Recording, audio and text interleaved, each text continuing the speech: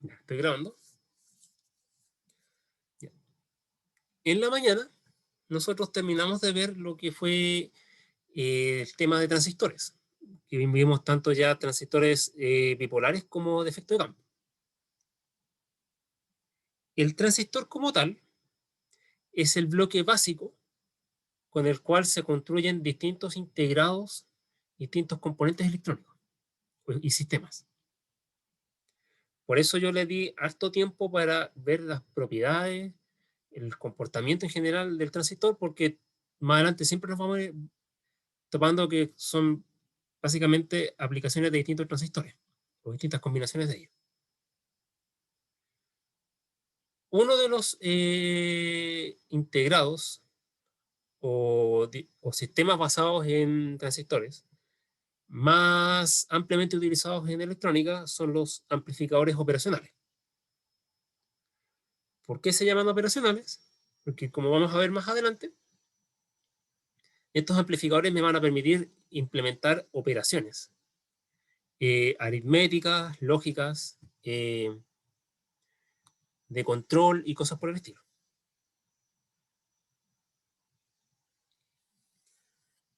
Esta materia que vamos a ver ahora se va a relacionar mucho con análisis de señales, sobre todo con lo que es filtros y transformadas. Porque aquí vamos a ver cómo se aplica eso, o cómo se implementan esos sistemas con componentes físicos.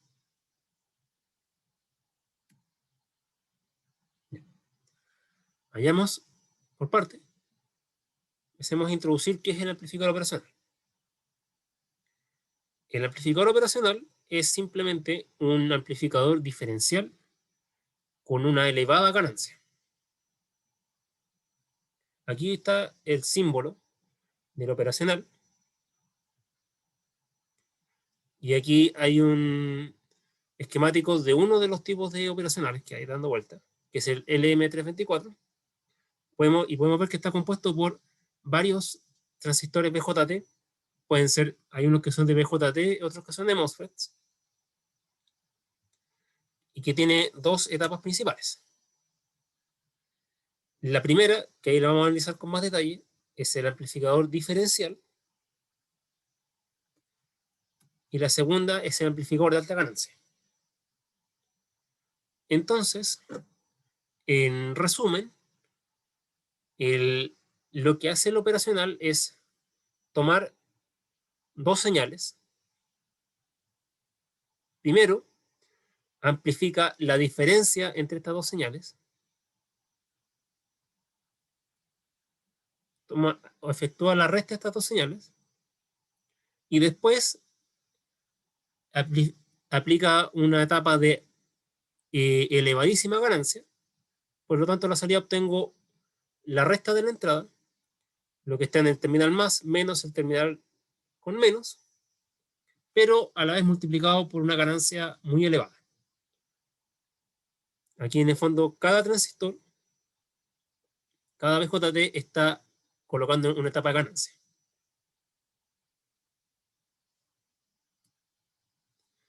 Veamos el análisis de la etapa diferencial, que es la etapa de entrada.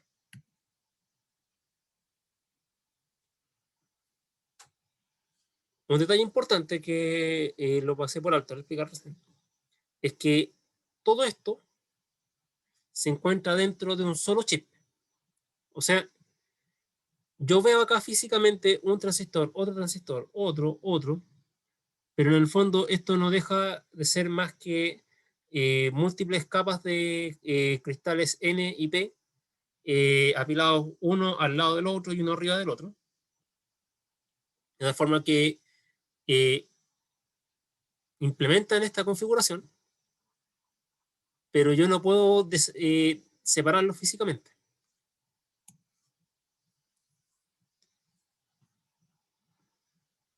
Analizando la primera etapa, tengo dos transistores en conexión de antiparalelo, conectados con una misma resistencia RE hacia el terminal menos VE y por dos resistencias de colector conectados al terminal VCC. Cada uno tiene una señal de entrada BI1 y BI2. Si yo reemplazo cada transistor por el modelo de pequeña señal que vimos en el apartado de BJT, me queda algo así. Con cada una de las fuentes acá, cada una de las señales de entrada, la etapa con impedancia de entrada, la fuente de corriente dependiente de la corriente de base de cada transistor acá. Y aquí tengo mis dos salidas, B01 y B02.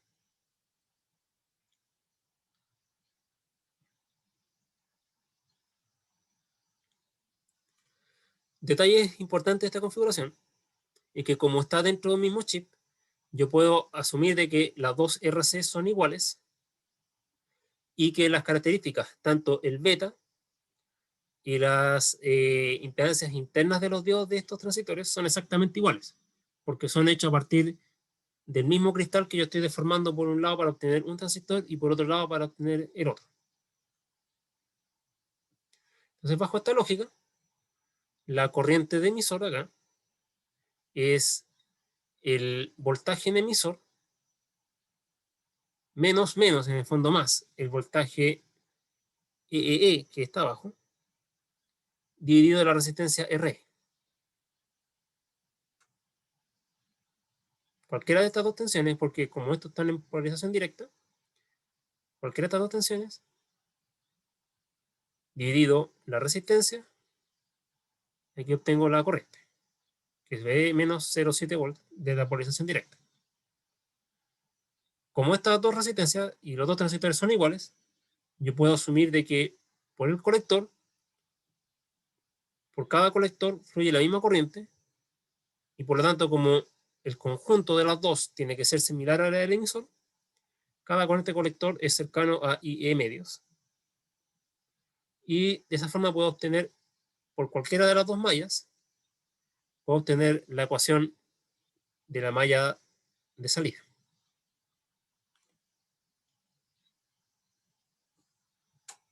Si realizo, puedo, si recuerdan, cuando vi transistores bipolares, ocupábamos el teorema de superposición y calculábamos primero para una fuente y después para otra fuente. Ahora vamos a hacer lo mismo, pero considerando que tenemos dos señales de entrada, voy a ver primero qué pasa cuando aplico una señal de entrada y la otra la mando a tierra, y después viceversa. Si mando una fuente a tierra, por ejemplo la de acá, la corriente, voy a anular la corriente de base de acá, y por lo tanto, puedo despejar yo B01 sobre la entrada 1,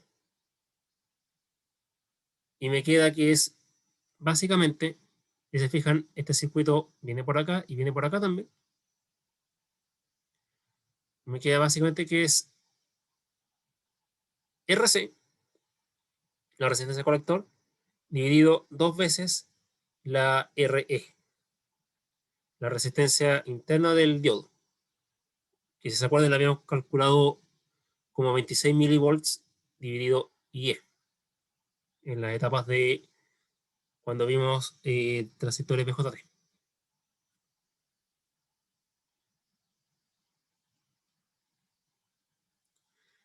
Esta es la ganancia sencilla, que es la ganancia de cada entrada, de cualquier entrada hacia una salida. Pero también yo puedo obtener otras dos relaciones.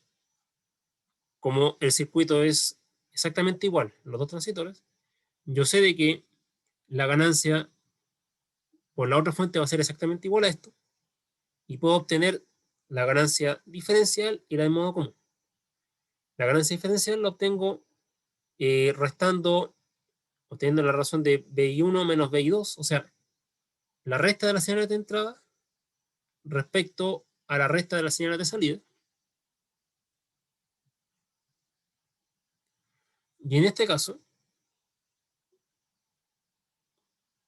obtengo que es básicamente RC sobre la RE interna del transistor, mientras que la de modo común, corresponde a la suma de BI1 con BI2 respecto a la salida de B01 más B02,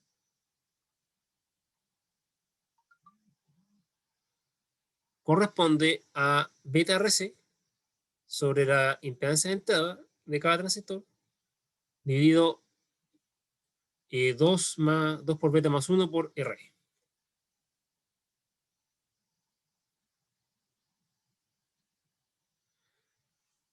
Entonces, si se fijan acá, tengo dos funciones distintas para la ganancia diferencial y para la de modo común.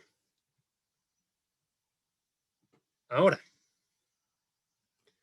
en un amplificador operacional, idealmente, en una ideal, se supone que la ganancia diferencial debería ser muy elevada y la ganancia en modo común muy pequeña.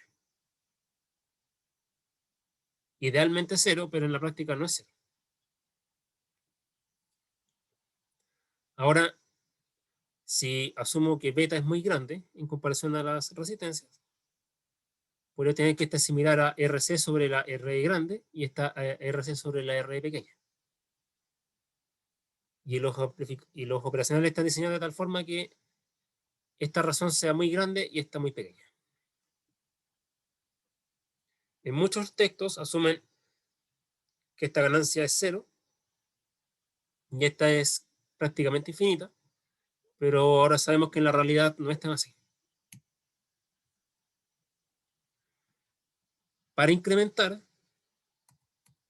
de hecho, o sea, para disminuir, mejor dicho, la ganancia en modo común, muchos operacionales tienen abajo de la etapa diferencial una fuente de corriente constante que se ocupa con un transistor bipolar que está trabajando no en la zona de resistencia variable, sino que en la zona de saturación ya, donde ya se comporta como una fuente de corriente.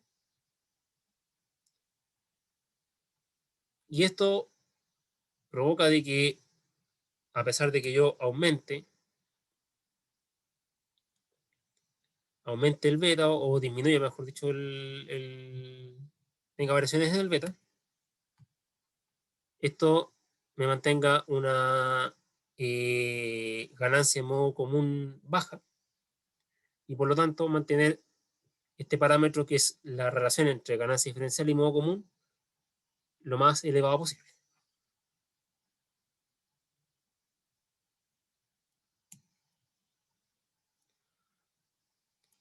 El modelo equivalente más simple del operacional es un circuito abierto a la entrada y una fuente de voltaje a la salida. Si se fijan, es similar al modelo que veíamos de los transistores BJT y MOSFET, pero si se fijan, acá ya estoy asumiendo una impedancia de entrada tan grande que es infinita y no existe, y acá estoy despreciando las impedancias de salida. Un modelo real es algo así, donde considero yo la impedancia de entrada, considero la resistencia de salida y además considero una capacitancia de salida. Los valores reales de esto corresponden a una ganancia acá del orden de 10 elevado a 5, una resistencia de entrada del orden de 10 elevado a 8 ohms, una resistencia de salida del orden de los 100 ohms y una capacitancia del orden de los 10 elevado a menos 10 faradios o 10 a 100 picofaradios. Si se fijan, nosotros antiguamente cuando vi transistores bipolares, hablábamos de ganancias de circuitos en el fondo de cercanas a los 100, entre 50, 100, 300, un poco más veces. Aquí estamos hablando de ganancias del orden de 10 elevado a 5. Y antes también hablábamos de resistencias de entrada del orden de decenas a cientos de kilo ohms. Y cuando pasamos a los MOSFET, pasamos a hablar de resistencia de entrada de algunos megaohms. Ahora pasamos a resistencia de entrada del orden de 10 elevado a 8 ohms. Entonces, este pasa a ser un amplificador bastante más ideal que los que vimos anteriormente.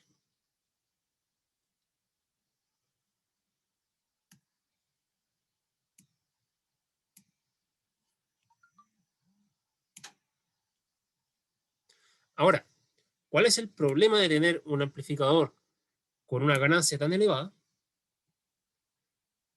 Es que, ¿se acuerdan que nosotros conversamos de que en la práctica el transistor se polariza con una recta de carga y por lo tanto no puedo obtener un voltaje más alto que el de la polarización BCC, con el cual lo estoy yo, o sea, con el cual estoy alimentando las uniones?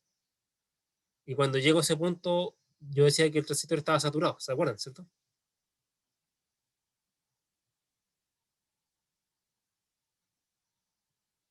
¿Sí, profe? Sí, profe.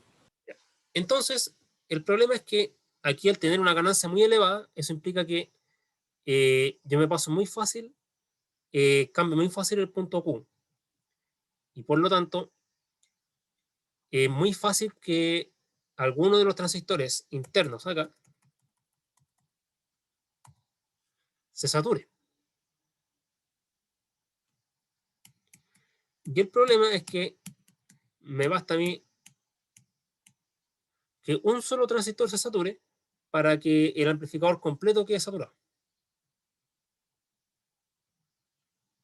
Y por otro lado, además de que tengo que la variación de la tensión de salida está limitada por esta capacitancia, que usualmente en los datasheets viene dado por en vez de la capacitancia como tal en faradios, viene dada la constante de tiempo de este transitorio, que se le llama slew rate o pendiente de salida.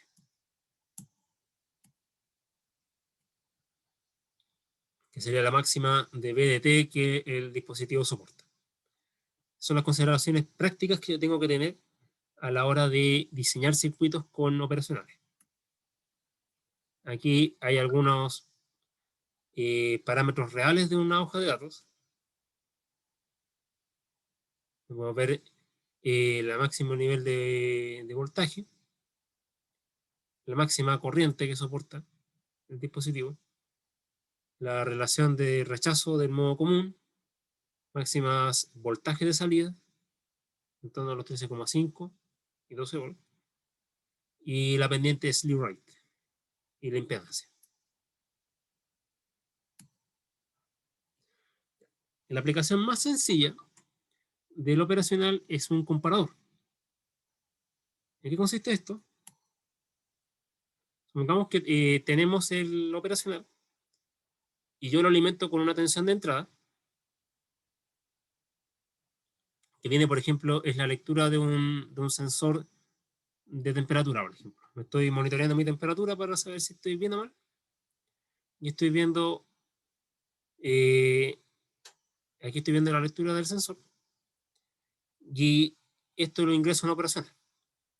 El tema es que el operacional, como tiene una muy elevada ganancia, del orden de 10 elevado a 8, va a querer generar esta tensión de salida, del orden de 500 volts menos 900 volts. O sea, en el fondo, esta misma forma, pero con variaciones muy bruscas, o sea, con valores muy elevados. Pero como el dispositivo entra en saturación rápidamente, no voy a poder pasar más de 15 o menos 15, porque estoy progresando con ese valor. Podría ser más o menos 12 también. Y por lo tanto, lo que yo voy a obtener a la salida va a ser que cuando la señal original estaba por sobre 0, voy a obtener más 15, y cuando la señal original estaba bajo 0, voy a obtener menos 15.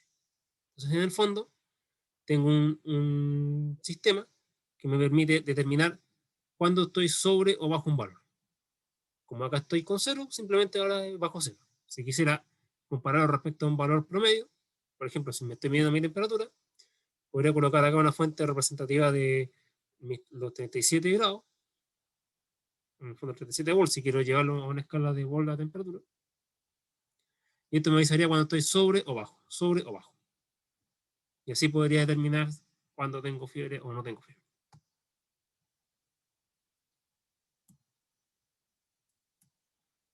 También puedo hacerlo comparando señales de distintas formas.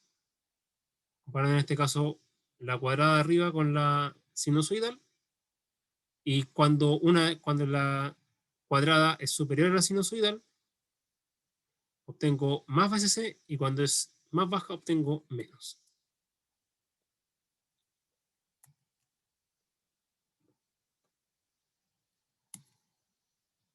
¿Cómo ocurre esto? Hagamos un análisis, analicemos, perdón, este otro circuito que es un poco más complejo. Tengo un operacional al cual yo tomo una parte de la salida y la reingreso y obtengo este circuito acá.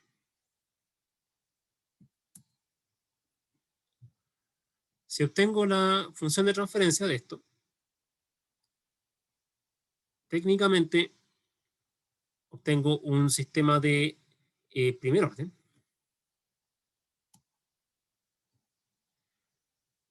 en donde tengo la constante K más 1, que es la ganancia. Como yo dije que la ganancia K y la resistencia de entrada RI son infinitamente más grandes que R0, puedo despreciar R0, me quedaría la siguiente función aproximada. Por lo tanto, me queda el siguiente sistema de primer orden. También, como dije que K en el fondo es muy grande, por eso en estado estacionario, cuando yo desprecio el término SRC, básicamente esto es K sobre K más 1, y en el fondo es 1. O sea, obtengo un circuito que me refleja la entrada a la salida, un adaptador de impedancia, pero cuya respuesta dinámica está gobernada por un polo K más 1 sobre CR0.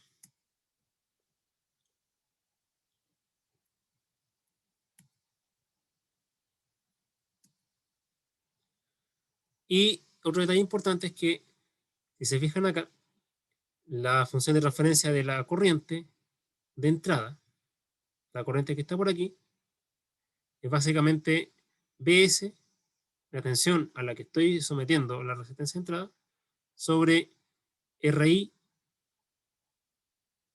pero como además circula esta corriente de acá, por K más 1.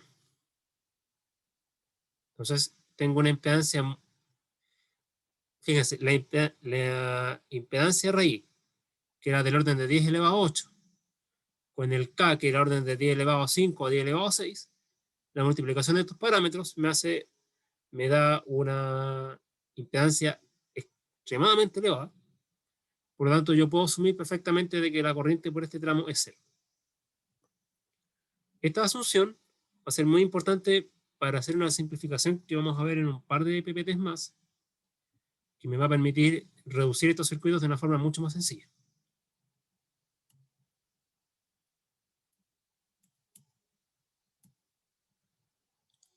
Ahora, si yo cambio esto para acá y meto esta en la señal positiva, mi configuración cambia aquí. Esto me cambia la función de transferencia a la siguiente manera. Básicamente que tanto el numerador y el denominador tienen factor menos K por RI. Y al hacer la misma reducción, fijémonos en el detalle. Si yo veo la respuesta en estado estacionario, o sea, asumiendo S igual 0, o sea, perdón, sí, S igual 0 y viendo el valor de los términos constantes, aquí llego que K sobre K más 1 es igual a 1. Acá yo podría decir lo mismo, menos K por sobre menos K menos 1 debería ser igual a 1 también en estado estacionario. Pero el problema es que el polo de RC queda en el semiplano derecho. Y consulta, ¿qué pasa cuando yo tengo un polo de un sistema en el semiplano derecho?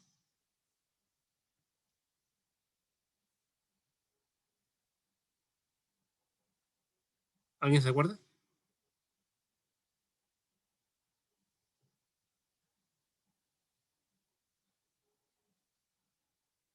Yo no me recuerdo, profe.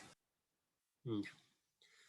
¿Se acuerdan lo que Maya, el significado de función de transferencia? ¿Se acuerdan?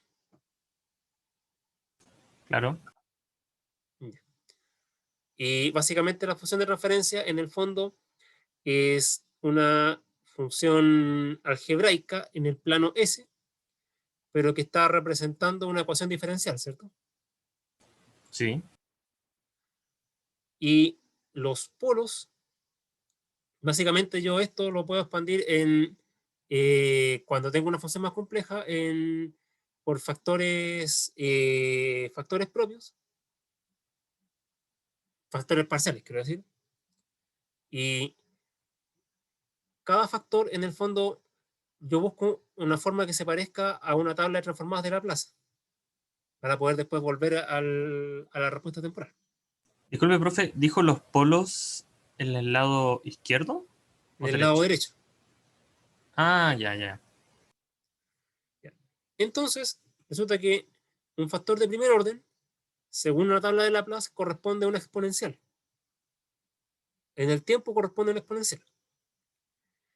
Y el exponente de dicha exponencial es el negativo del número que está acompañando aquí en el denominador. O sea, en el fondo, el polo.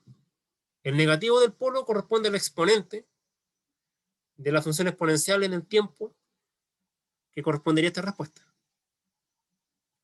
Por eso, cuando yo tengo un polo en el semiplano negativo,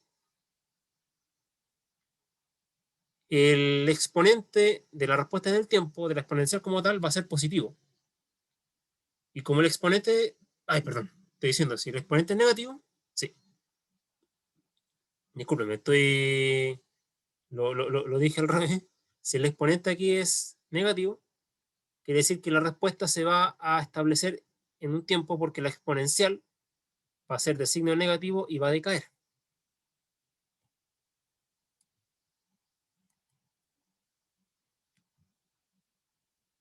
Y si el polo es negativo es porque el término acá es positivo. Eso es lo que quería decir. Yo me adelanté un paso. Ahora, como el término acá es negativo, quiere decir que el polo es positivo. Y por lo tanto, la exponencial de la respuesta temporal va a tener un signo positivo. Y como es una exponencial positiva, es siempre creciente, ¿o no? Sí. Sí. Que puede ser creciente hacia el lado positivo o hacia el lado negativo, pero va a ser siempre creciente. Y resulta que en la práctica, mi sistema como tal, como es polarizado, como todos estos transistores están polarizados por una fuente que es, en este caso, es más o menos 15, o más o menos BCC en genérico, este operacional no puede expresar más menos BCC. Entonces, lo que va a pasar en la práctica es que, a pesar de que la ganancia tenía que ser unitaria, o en el fondo tenía que básicamente replicar la entrada, o sea, replicar esto a la salida, en la práctica no lo va a poder hacer, porque sus transistores se van a saturar, algunos de ellos, y voy a caer en una respuesta que va a ser más o menos 15, dependiendo del signo que tenga originalmente esto.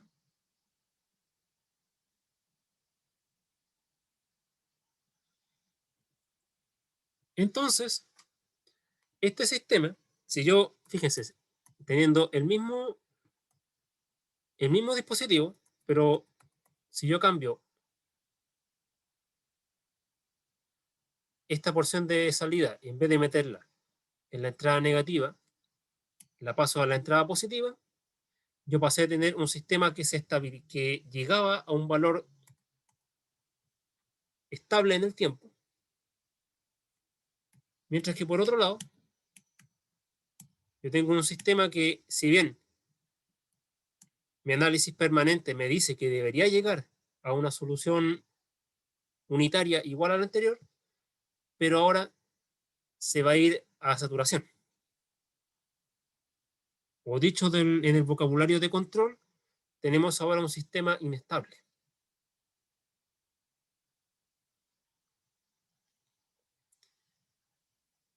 Profe, ¿Sí? Dime. ¿esa saturación es como dañina? No. ¿No? De hecho, vamos a ver en un par de slides más de que dependiendo mi aplicación, y hay veces que voy a evitar una saturación y hay otras veces que yo voy a buscar una saturación.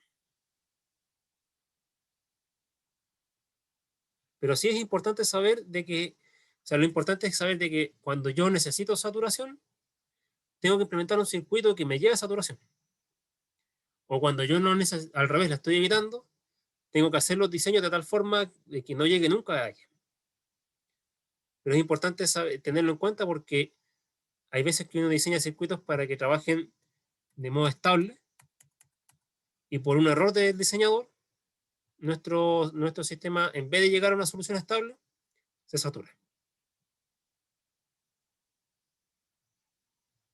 ¿Te aclaró un poco eso la duda? Sí, sí, totalmente. Ya.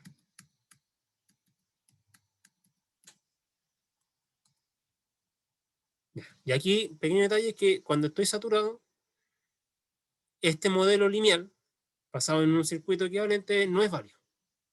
Este modelo solo me ayuda a prever cuándo voy a llegar a la saturación.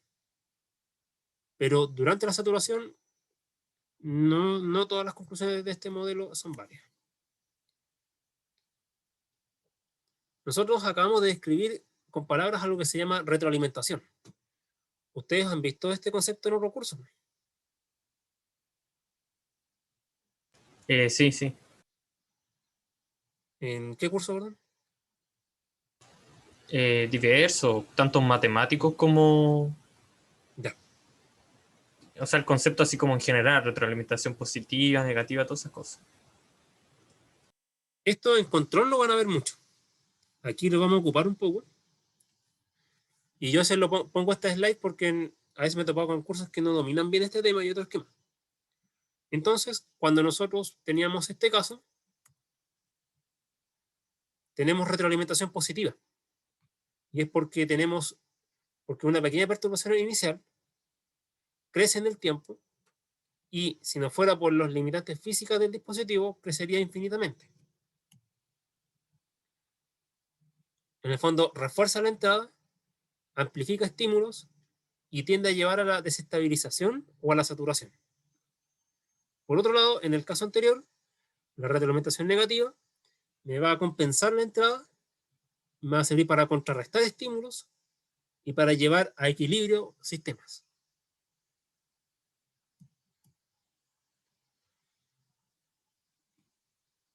No necesariamente, porque cuando uno entre con por la entrada negativa del operacional es retroalimentación negativa y cuando entra por la positiva es positiva.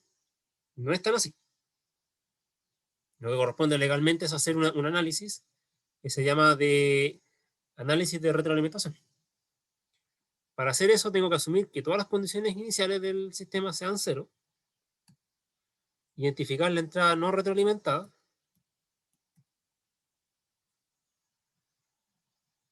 que es la que no está influida por B0, eliminar las fuentes externas, agregar un pequeño escalón, un delta B, en la entrada no retroalimentada, ver qué pasa con la salida y después ver cómo se influye la entrada de nuevo. Si provoqué un delta inicial positivo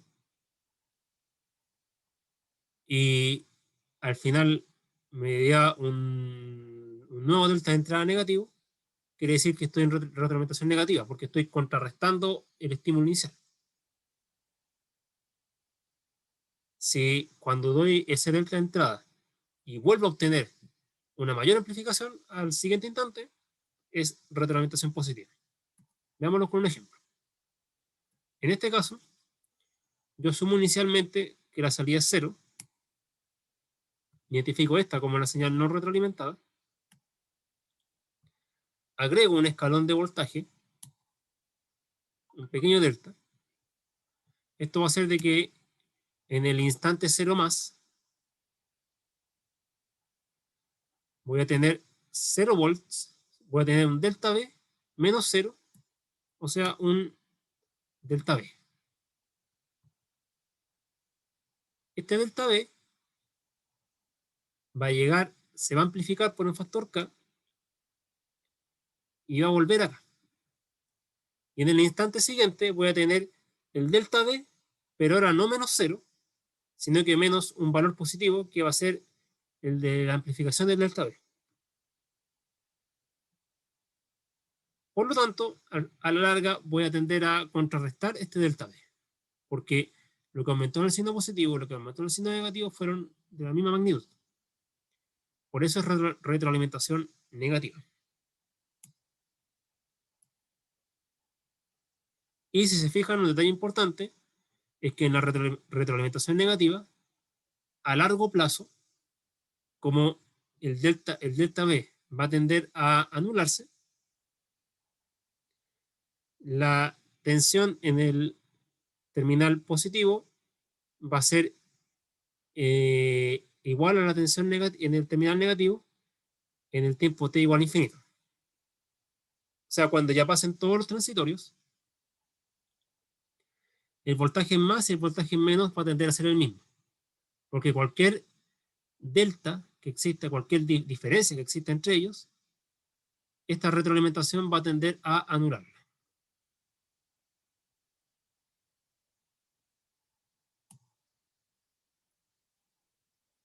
Y en este caso, el análisis es muy sencillo porque como B más es igual a B menos, B más es igual al voltaje de entrada, tanto este es igual a este es igual a este, por lo tanto, entrada y salida son iguales. Y es mucho más fácil que el análisis circuital que hicimos anteriormente. Por otro lado, estamos casi en la hora justo.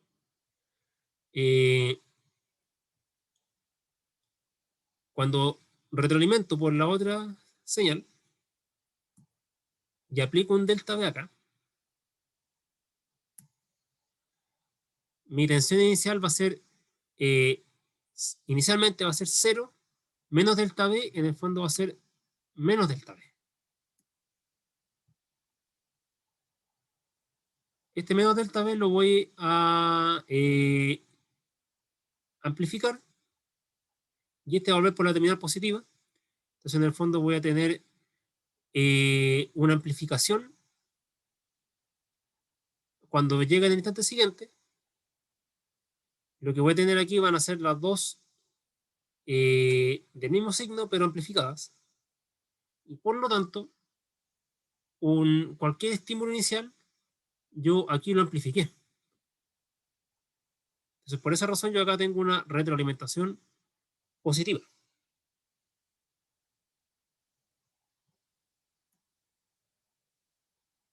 Y por lo tanto, para dar una retroalimentación positiva, cuando existe cualquier diferencia entre B más y B menos, se va a amplificar rápidamente hasta que va a llegar a la saturación.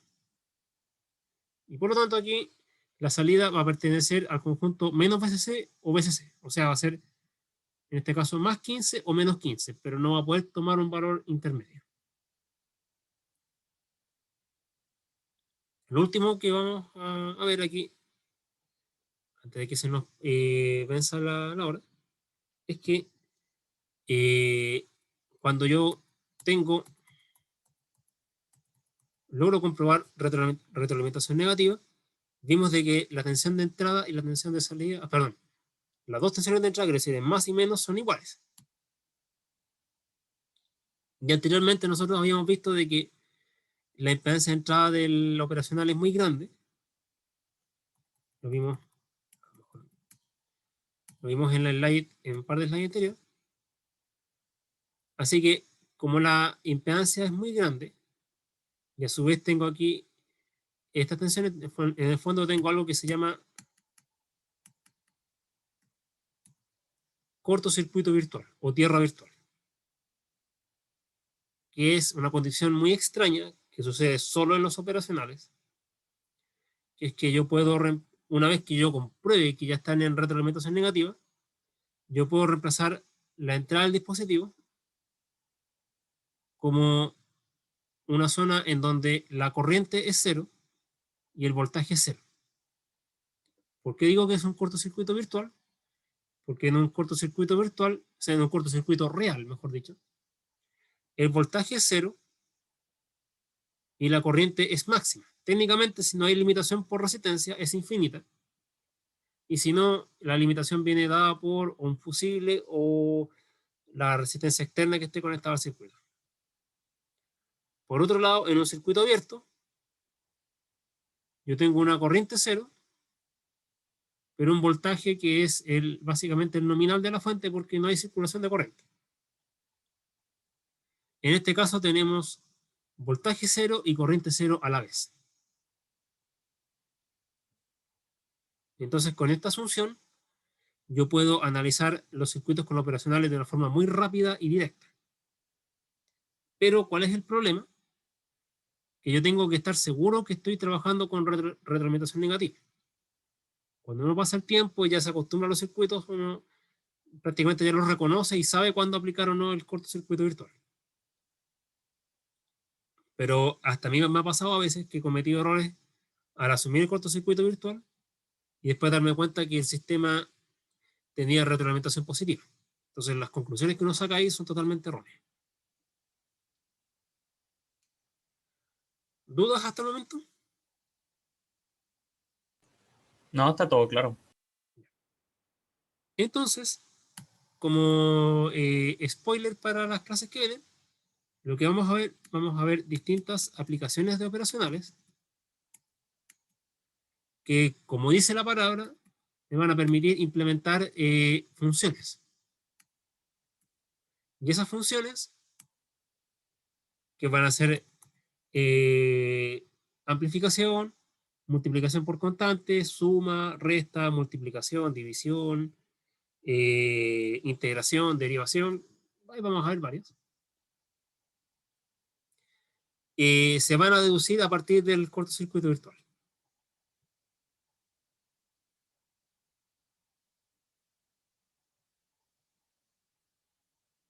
Y estas, como les decía, varias están bien relacionadas con lo que ven ustedes en señales, sobre todo de filtros y transformadas.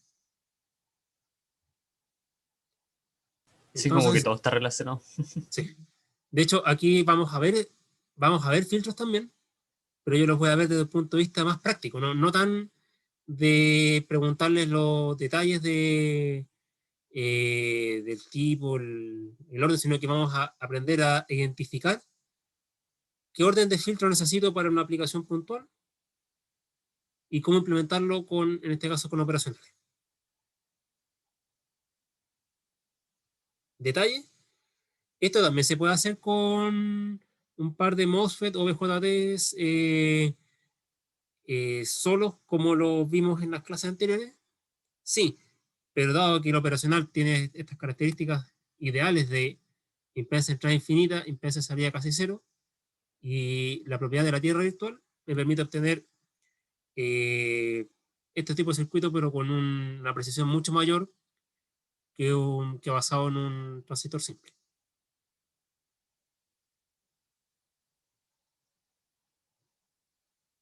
¿Alguna duda, comentario que quieran decir?